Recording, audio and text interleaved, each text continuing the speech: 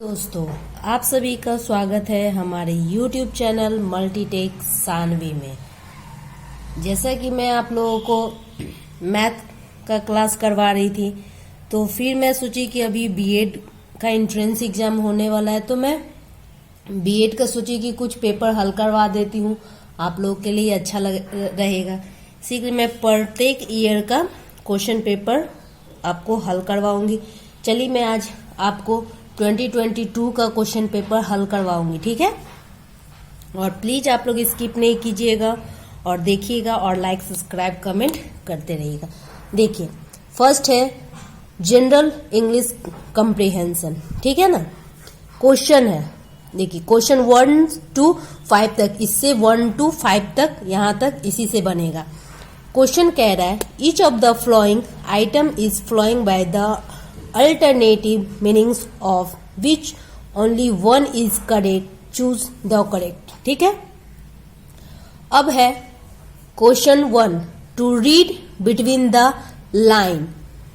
तो इसका क्या होगा, देखिए ऑप्शन दिया हुआ है to suspect, to read carefully, to understand the hidden meaning of the writer, to do useless things. तो इसका राइट आंसर क्या हो जाएगा, to understand the hidden meaning of the writer, ठीक है। चलिए हम लोग आते हैं क्वेश्चन नंबर 2 पे। क्वेश्चन नंबर 2 कह रहा है we must give up our bad habit, ठीक है।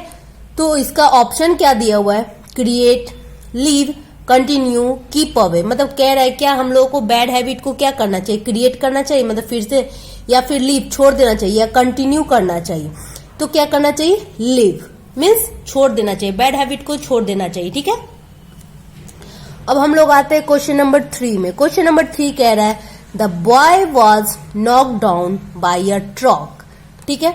तो क्या हो जाएगा, वॉश्ड अवे हो जाएगा, या रिमूव्ड हो जाएगा, या क्रॉस डाउन हो जाएगा, या पुश। तो क्या हो जाएगा, क्रॉस डाउन।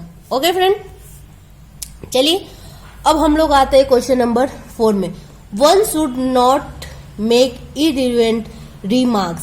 तो इसका क्या हो जाएगा, इररिलेवेंट का मतलब होता है, इररिलेवेंट का मतलब क्या होता है, बेमतलब। क्या होता है, बेमतलब, ठीक है।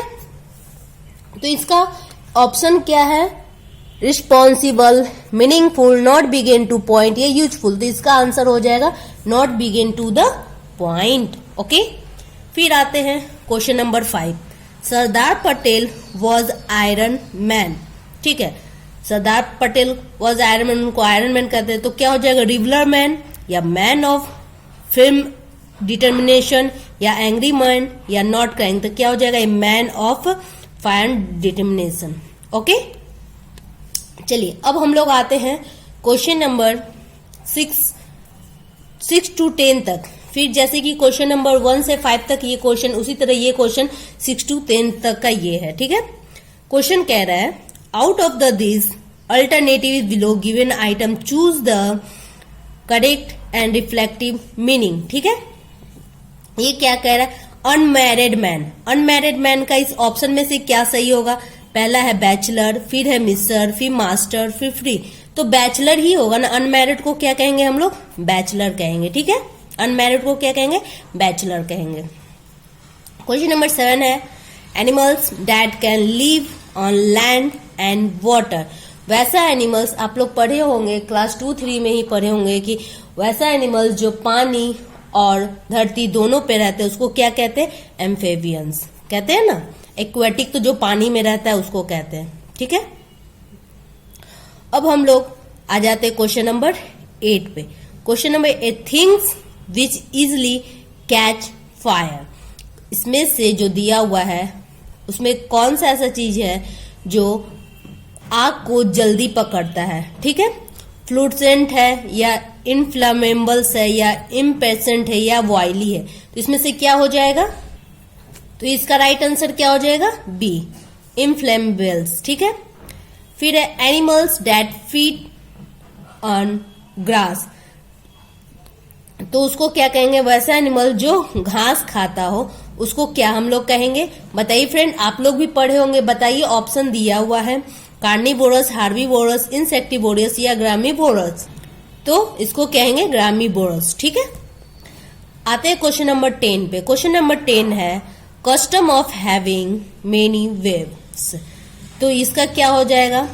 ऑप्शन दिया हुआ है, पॉलीगैम्स है या मोनोगैम्स है या बाइनोगैम्स है या मैरिमोनिस है। तो क्या हो जाएगा? पॉलीगैम्स हो जाएगा। ठीक है, ओके फ्रेंड। अब हम लोग चलते हैं question number 11 to 13। Fill in the blanks in following items. ठीक है, last he yielded the temptation. ठीक है, इसमें क्या होगा? फॉर होगा या टू होगा या अबाउट होगा या विथ होगा। तो इसमें क्या हो जाएगा? टू हो जाएगा। ठीक है, work hard you will fail.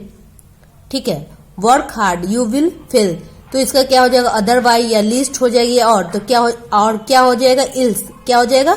Ills हो जाएगा। ठीक है, वी सेल द रिवर, तो इसमें क्या हो जाएगा फ्रेंड? ऑप्शन दिया हुआ इन, ऑन, एट या डाउन, तो क्या हो जाएगा? डाउन। ओके,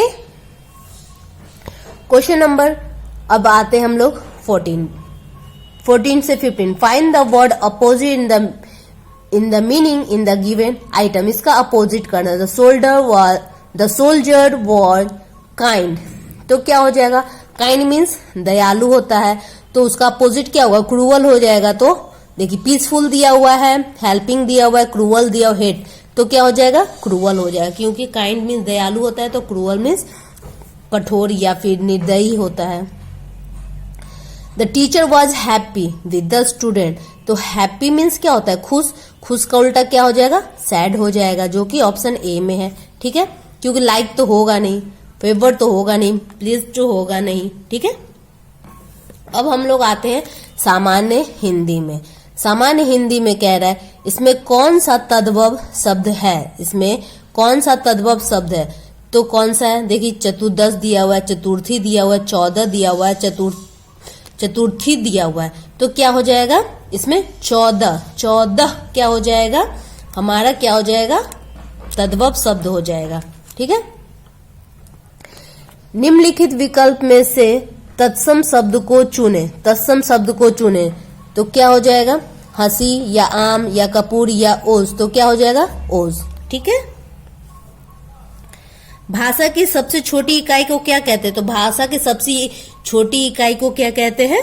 वर्ण कहते हैं। ओके, दारा का अर्थ क्या होता है? दारा का अर्थ होता है पत्नी। ठीक है, बहन, माता, पुत्री नहीं होता। दारा का अर्थ होता है पत्नी। इसमें मूर्धन्य व्यंजन कौन सा है? तो इसमें मूर्धन्य व्यंजन ग या ढ है या ज या झ है या ड ढ है या प फ, तो इसमें है ड ढ। ओके, इसमें से महाप्राण ध्वनि चुने। इसमें से महाप्राण ध्वनि कौन सा है? क है, ख है, घ है या ब है? तो ख है, महाप्राण। ठीक है, दिए गए रिक्त स्थान पर उचित चिन्ह। आहा कितना सुंदर फूल है, तो ये क्या होगा? इसमें हो जाएगा ये एक्सक्लेमेटरी सेंटेंस, जो आप लोग पढ़े ही होंगे, संबोधक चिन्ह। ठीक है, इसमें अल्प विराम चिन्ह को सुनिए। तो अल्प विराम तो ये जो कॉमा हम लोग कहते हैं। ठीक है, बी। ओके फ्रेंड, आते हैं क्वेश्चन नंबर 24 में।